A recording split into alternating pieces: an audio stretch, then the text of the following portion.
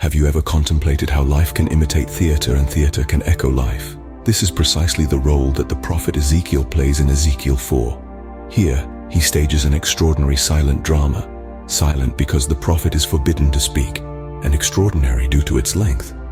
Reflecting on this, the Apostle Paul once said in the New Testament, "For I think that God has exhibited us apostles as last of all, like men sentenced to death, because we have become a spectacle to the world, to angels and to men."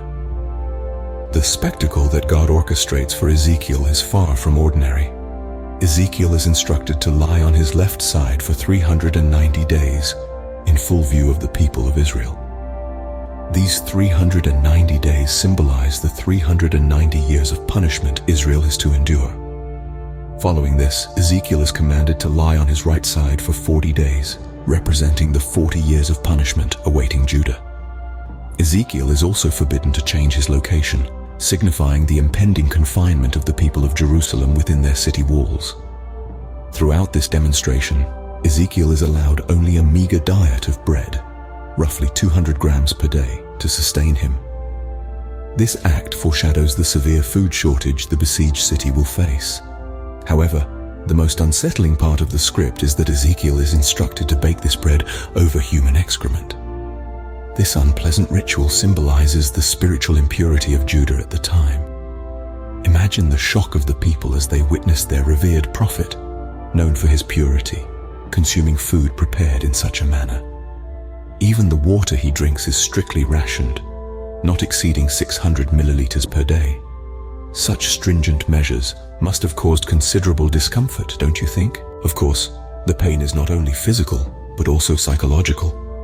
This is the burden of a prophet. To be a servant of God, one must be willing to humble oneself. In Christian faith, those who preach the truth of the cross must first bear it themselves. They must embody the suffering of the cross to effectively convey its message. If a preacher has not personally experienced the gospel, their words are empty. It is akin to a swimming coach who cannot swim, yet instructs others on how to do so. Christian believers are not mere spectators of a sporting match, nor are they commentators providing play-by-play analysis. They are the athletes in the game, the soldiers on the battlefield ready to defend their home. They are, as described in the Bible, warriors who rely on the Lord's strength, clad in the full armor of God, ready to combat the devil, worldly temptations, and their own flesh.